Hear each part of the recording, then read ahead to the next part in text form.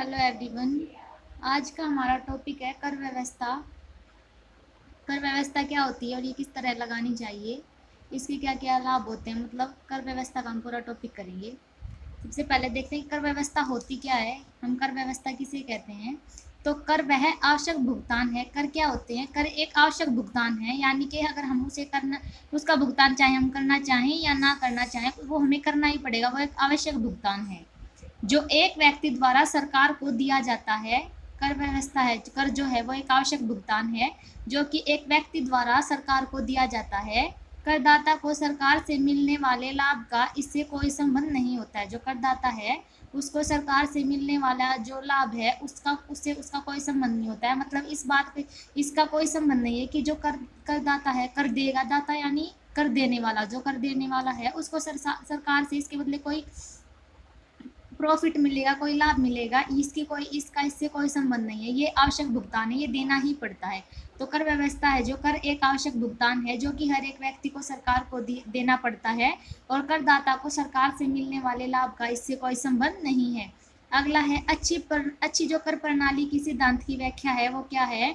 तो अर्थशास्त्रियों ने एक अच्छी प्रणाली जो कर प्रणाली है उसके संबंध में कई सिद्धांत दिए हैं। अर्थशास्त्रियों ने कई कर व्यवस्था जो है, अच्छी कर व्यवस्था, अच्छी कर प्रणाली के संबंध में कई सारे सिद्धांत दिए हैं। आधुनिक अर्थशास्त्र के पिता एडम स्मिथ ने अच्छी कर व्यवस्था के 4 मुख्य सिद्धांत दिए हैं। जो आधुनिक अर्थशास्त्र के पिता हैं एडम स्मिथ, उन्होंने अच्छी कर प्रणाली के 4 मुख्य सिद्धांत दिए हैं। आधुनिक अर्थव्यवस्था के पिता किसे कहा जाता है? एडम स्मिथ को कहा जाता है। और इन्होंने कर व्यवस्था के कई मुख्य सिद्धांत दिए हैं। सबसे पहला सिद्धांत है एडम स्मिथ द्वारा प्रतिपादित करों के जो है सिद्धांत है। सबसे पहला सिद्धांत है समानता का सिद्धांत। तो समानता का सिद्धांत हमें क्या बताता है? समानता के सिद्धांत के अनुसार प्रत्येक राज्य की प्रजा को सरकार की सहायता के लिए अपना अपना हिस्सा है जो अपनी योग्यताओं के अनुपात में देना पड़ता है। जो प्रत्येक राज्य है उस राज्य की प्रजा को जो भी उसकी योग्यता है, जितना वो कमाता है, जितनी भी उसकी सैलरी है, जितनी उसकी कैपेसिटी है, उसके अकॉर्डिंग, उसके अनुपात में उसे सरकार को कर देना चाहिए। इससे अभिप्राय यह है कि लोगों को अपनी सामर्थ्य के अनुसार कर देना चाहिए। मतलब इसका अर्थ क्या है कि जो लोग हैं उन्हें उतना कर देना चाहिए जितनी उनकी कैपेसिटी है, जितना वो सामर्थ्य है देने में, उन्हें उतना कर सरकार को देना चाहिए। समानता का अर्थ यह है कि प्रत्येक व्यक्ति को समान रूप से त्याग करना चाहिए। समानता का अर्थ क्या है कि जो प्रत्येक व्यक्ति है, जो कर देने वाला व्यक्ति है, उसे समानता के आधार पर कर देना चाहिए। प्रत्येक व्यक्ति को समान त्याग करना चाहिए। जो भी व्यक्ति हैं उन्हें कर का जो भुगतान है वो समान होना चाहिए उनका। एड स्मिथ के अनुसार अमीरों को न केवल अपनी आय के अनुपात में बल्कि उससे अधिक सार्वजनिक व्यय में योगदान देना अधिक उचित होगा।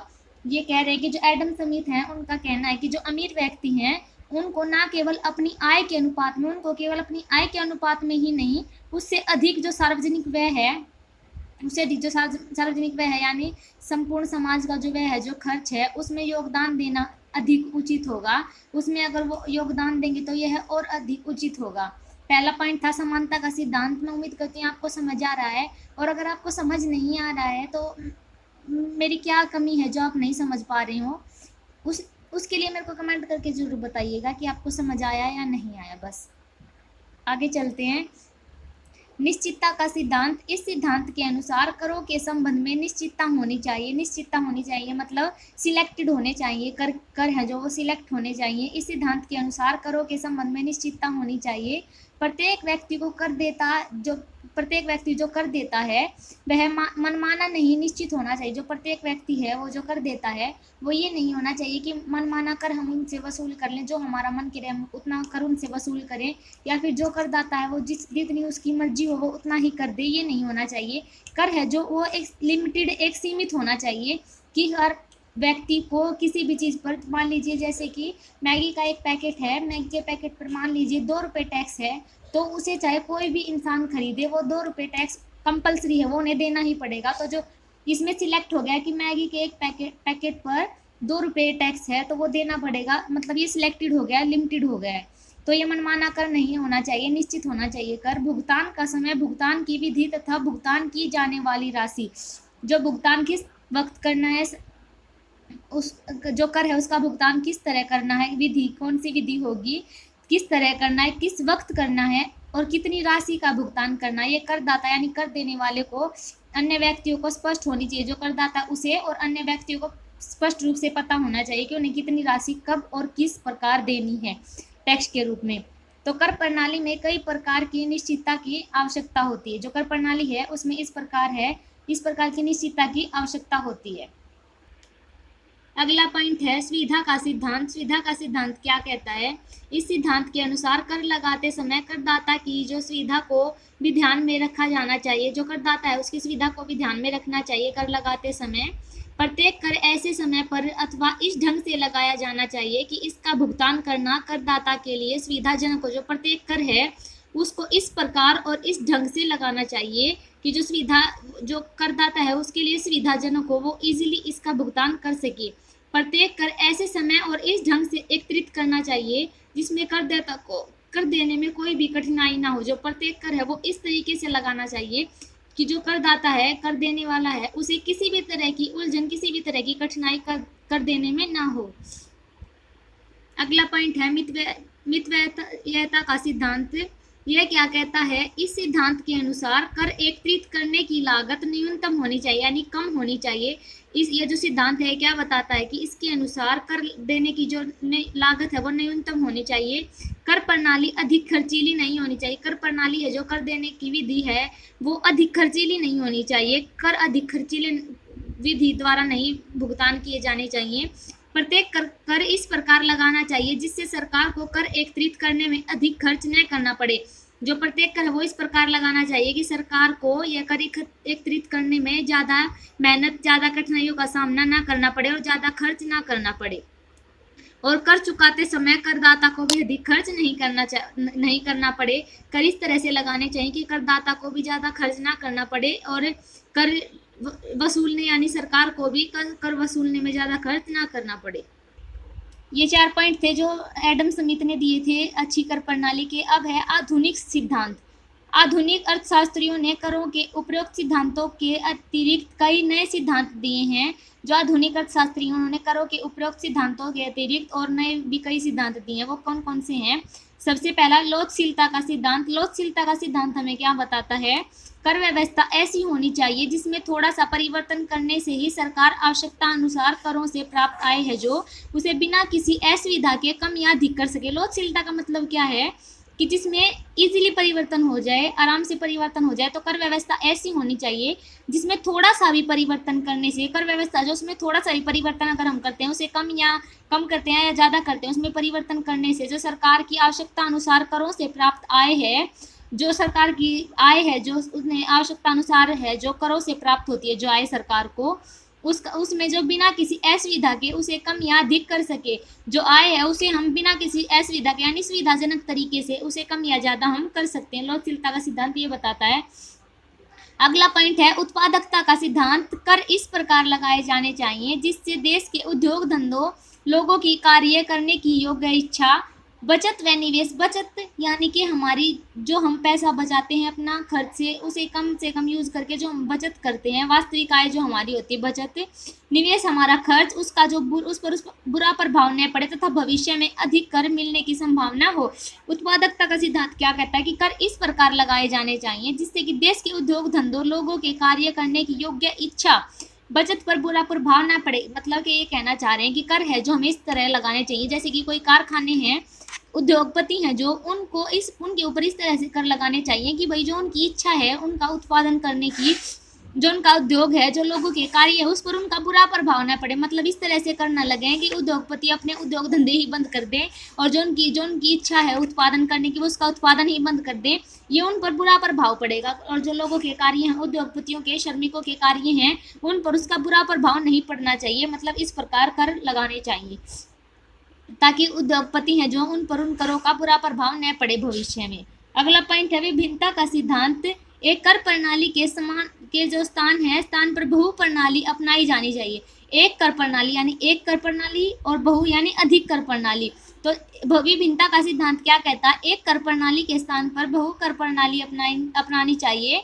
इस नियम के अनुसार कर भिन्न भिन्न प्रकार के होने चाहिए। जो नियम है इसके अनुसार कर है जो यानी टैक्स है वो भिन्न भिन्न प्रकार के होने चाहिए जिससे कि देश के प्रत्येक निवासी पर कुछ भार अवश्य पड़े। मतलब जो कर हैं वो इस तरह से होने चाहिए जो देश के हर एक वासी हैं जो उस पर कुछ ना कुछ उनका भार अवश्य पड़े, इस प्रकार कर लगाने चाहिए। उनमें बहु कर प्रणाली अपनानी चाहिए, विभिन्न तरह के कर लगाने चाहिए, जिससे कि जो जितने भी देश में निवासी हैं उन पर थोड़ा थोड़ा प्रभाव सब पर उन पर भार कर का पड़े। अगला पॉइंट है सरलता का सिद्धांत। तो कर प्रणाली सरल होनी चाहिए जिससे कि साधारण नागरिक भी उसे समझ सके। जो कर प्रणाली है वो इतनी इजी वे में होनी चाहिए, इतनी इजीली समझ आ जाए, मतलब जो नागरिकों को इस प्रकार की कर प्रणाली होनी चाहिए, वो बिल्कुल साधारण होनी चाहिए। सरलता का सिद्धांत ये कहता है कि इसमें एक तो करों को छिपाने की जो संभावना कम होगी, जो कर है उन्हें छिपाने की संभावना कम होगी, इसलिए सरल कर प्रणाली होनी चाहिए। और दूसरा क्या है, करदाता संतुष्ट रहेंगे। जो करदाता है, कर देने वाले हैं, उन्हें सेटिस्फेक्शन रहेगी कि कर प्रणाली इतनी इजी होनी चाहिए कि सरकार जो कर है उन्हें छिपा ना पाए और करदाता को सेटिस्फेक्शन हो अपने कर का भुगतान करने में। अगला पॉइंट है परिवर्तनशीलता का सिद्धांत। कर ऐसा होना चाहिए जिसमें बिना कठिनाई के सफलतापूर्वक आवश्यक जो परिवर्तन है वो किए जा सके।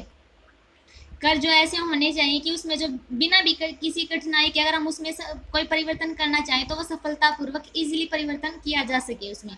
नेक्स्ट पॉइंट है लोकप्रियता का सिद्धांत। कर लोकप्रिय होने चाहिए, यानी लोगों के मतलब वो अनचाहे रूप से उनका भुगतान न करें, वो अपनी इच्छा से उनका भुगतान करें। लोकप्रिय होने चाहिए जिससे उन्हें एकत्रित करने में राज्य कर्मचारियों को किसी प्रकार की जनता का जो विरोध न सहना पड़े। मतलब जो कर्मचारी हैं वो उनको किसी भी प्रकार से जनता का विरोध न सहना पड़े। इस तरह के कर लगाने चाहिए कि जनता इजीली उनका भुगतान करे अपनी इच्छा से। इस प्रकार कर लगाने चाहिए ताकि जो कर्मचारी हैं जिनको उनका भुगतान लेना होता है, जो कर वसूलने होते हैं, उनको जनता का विरोध न सहना पड़े अपने ऊपर। अगला पॉइंट है ये जो है करों के प्रभाव आ गए हैं। करों के प्रभाव क्या क्या होते हैं। करों के प्रभाव, करों का उपभोग पर महत्वपूर्ण प्रभाव पड़ता है। करों का जो उपभोग है, उपभोग पर महत्वपूर्ण प्रभाव पड़ता है। पहले प्रत्यक्ष कर और अप्रत्यक्ष कर। प्रत्यक्ष कर क्या होते हैं, प्रत्यक्ष कर के फलस्वरूप उपभोग आय कम हो जाती है क्योंकि इस प्रकार के करों का भुगतान आय से किया जाता है। मतलब उपभोग कर है जो उनका उपभोग की जो उपभोक्ता है उसकी आय है जो वो कम हो जाती है, उपभोग आय कम हो जाती है क्योंकि जो ये प्रत्यक्ष कर जो होते हैं उनका भुगतान सीधा उपभोक्ता की आय से किया जाता है। उपभोक्ता जब जो उसकी आय होती है वो उससे डायरेक्ट उसका भुगतान करता है, उन्हें प्रत्यक्ष कर कहते हैं, जिनका भुगतान डायरेक्ट उपभोक्ता की आय से किया जाता है, जिससे कि उपभोग शक्ति है जो उनकी उपभोग आय है वो कम हो जाती है। अप्रत्यक्ष कर के फलस्वरूप वस्तुओं की कीमतें बढ़ जाती हैं। जिस प्रकार में अभी मैंने बताया था, जैसे कि मैगी के पैकेट है जो उस पर 2 रुपये कर है तो उससे वस्तु की ही कीमत बढ़ा दी जाती है। सीधी वो वस्तु के जरिए ही हमसे कर वसूले जाते हैं, उसमें से हम डायरेक्ट आय में से कर का भुगतान नहीं करते हैं। तो वस्तु की जो कीमतें हैं वो बढ़ जाती हैं। करदाता पहले जितनी आय से कीमतें बढ़ने के कारण पहले की तुलना में कम वस्तुएं खरीद सकता है। जो उपभोक्ता की आय है जो वो पहले उन वस्तु अगर कर नहीं होते तो वो उसी ही आय में अधिक से अधिक वस्तुएं खरीद सकता है, लेकिन कर लगने के कारण वो उसी आय से कम वस्तुएं खरीद सकता है। उपभोग पर करारोपण का प्रभाव कई बातों पर निर्भर करता है। उपभोग है जो उस पर करारोपण का प्रभाव कई बातों पर निर्भर करता है। पहला पॉइंट है उपभोक्ता की आर्थिक अवस्था। उपभोक्ता की आर्थिक अवस्था भी उपभोग पर लगाए जाने वाले कर हैं उनके द्वारा काफी सीमा तक प्रभावित होती है। उपभोक्ता की जो अर्थव्यवस्था, आर्थिक व्यवस्था है वो उपभोग पर लगाए जाने वाले जो भी कर हैं उनसे काफी सीमा तक प्रभावित होती है, क्योंकि यदि करदाता निर्धन है तो वह अपनी वर्तमान आय से बचत करने में असमर्थ है। मतलब उपभोक्ता अगर निर्धन है तो जो उसकी वर्तमान आय है उससे वो बचत करने में असमर्थ है, क्योंकि वो इतना निर्धन है कि उसके आवश्यकताएं हैं जो उनकी ही पूर्ति वो कठिनाई से कर पाता होगा, तो वो बचत नहीं कर सकता, वो असमर्थ है बचत करने में। तो करों के फलस्वरूप उसकी जो क्रय शक्ति है उसमें जो कमी होगी वह उसको पूरा नहीं कर सकेगी। जो कर है उनमें वृद्धि होगी तो जो निर्धन उपभोक्ता है उसकी क्रय शक्ति में जो कमी होगी वह उसको पूरा नहीं कर सकेगी, वो उसे पूरा नहीं कर पाएगा। नेक्स्ट है वस्तु की प्रकृति। तो करों के फलस्वरूप उपभोग में होने वाली जो कमी है वो लाभदायक अथवा हानिकारक दोनों प्रकार की हो सकती है। जो वस्तु की प्रकृति है वो करों के फलस्वरूप जो उपभोग में होने वाली कमी है, उपभोग में होने वाली जो कमी है वो लाभदायक भी हो सकती है और हानिकारक भी, दोनों प्रकार से हो सकती है। ये किस प्रकार हो सकती है, यदि करों के फलस्वरूप जीवन के लिए आवश्यक वस्तुओं की जो कीमतें हैं वो बढ़ती हैं। जो जीवन है उसकी जो आवश्यक वस्तुएं जैसे नमक, आटा, ये जो जिनके बिना हमारा काम नहीं चल सकता, जो आवश्यक वस्तुएं हैं, उन उन पर जो कीमतें बढ़ती हैं तो उसका बुरा प्रभाव पड़ता है, क्योंकि वो कीमतें बढ़ गई और जो चीज़ें हमारे लिए आवश्यक थी वो हमें लेनी ही पड़ेंगी। अब हम खाना खाए बिना नहीं रह सकते तो, लेकिन तो आटे की कीमत चाहे कितनी ही बढ़ जाए वो हमें लेना पड़ेगा, इसलिए जो उस पर कीमत बढ़ने का बुरा प्रभाव पड़ता है। और इन वस्तुओं का अधिकतर उपभोग निर्धन वर्ग करने पर जो लगाने के कारण है जो कर, इन वस्तुओं की कीमतें बढ़ने पर उनका उपभोग कम नहीं कर पाएंगे।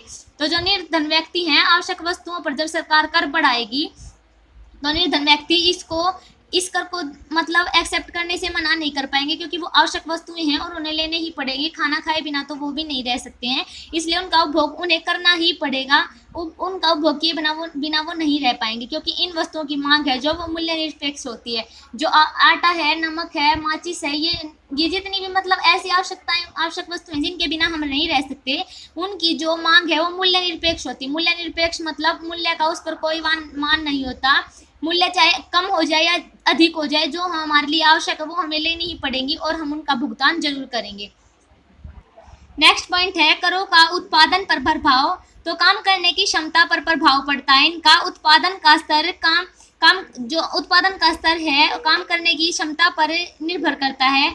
उत्पादन क्या है, उत्पादन का स्तर क्या होगा, ये व्यक्तियों की काम करने की क्षमता पर निर्भर करता है। प्रत्येक करों के फलस्वरूप उपभोग आय कम हो जाती है। लोगों की जो उपभोग आय है वो कम हो जाती है प्रत्येक कर के फलस्वरूप। प्रत्यक्ष कर हैं जो तो प्रत्यक्ष करों के फलस्वरूप जो उपभोग आय है, जब प्रत्यक्ष कर यानी कि उपभोक्ता की जो आय से डायरेक्ट काटे जाते हैं, उनके फलस्वरूप जो प्रत्यक्ष आय कर के फलस्वरूप उपभोक्ता की जो आय है उसमें कमी आ जाती है, तथा अप्रत्यक्ष जो कर हैं उनके कारण वस्तुओं की कीमत बढ़ जाती है। अब मैं दोबारा से बताती हूँ, जो अप्रत्यक्ष कर होते हैं वो तो वस्तुओं पर लगाए जाते हैं, मतलब इनडायरेक्टली लिए जाते हैं हमसे।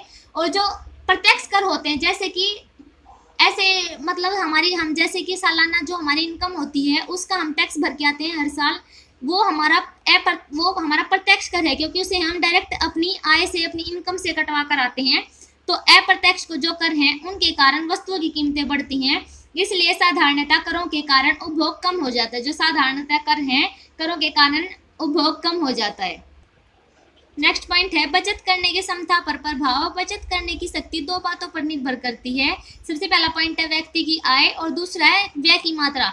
एक तो पॉइंट है बचत हमारी किस तरह हो पाएगी, उसका पहला पॉइंट है व्यक्ति की है कि व्यक्ति की आय क्या है, और दूसरा पॉइंट है व्यय की मात्रा यानी उसका खर्च क्या है, व्यय की मात्रा उसकी क्या है। तो करारोपण के कारण क्रय शक्ति कम हो जाती है। जो करारोपण है, कर लगाने के कारण क्रय शक्ति कम हो जाती है और मूल्य के फलस्वरूप उपभोग पर अधिक व्यय करना पड़ता है। जो मूल्य है उसके फलस्वरूप हमें उपभोग है, जो उपभोग किसी वस्तु को खरीदना है, उसका उपभोग करना है, उस पर हमें अधिक खर्च करना पड़ता है।